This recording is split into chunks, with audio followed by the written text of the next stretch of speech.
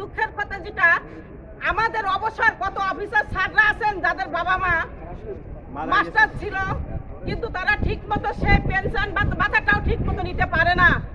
এত বেদনার কথা, এত কষ্টের কথা বলার আমাদের জায়গা আমরা খুঁজে পাই না, যেটা বাস্তব কথা। আমাদের চোখের জল কেউ দেখে না। তাই বলবো, আজকের যে সরকার, এই সরকার ফিরে আবার 5 তারিখে যে বাংলাদেশ স্বাধীন হয়েছে, এখন আমাদের কথা বলার সুযোগ এসেছে। এতদিন আমাদের কথা বলার সুযোগ ছিল না, আমরা কিছু বলতে পারতাম না, আমাদের বাক বন্ধ করে রেখেছিল। আজ আমরা আমাদের হৃদয়ের কথা, কষ্টের কথা আপনাদের মাঝে এখানে উপস্থিত হয়ে বলতে এসেছি। আমাদের যে বেতন, আসলে এই বেতনে আমরা কিভাবে চলি? আমাদের তো সংসার পরিবার আছে, সন্তান আছে।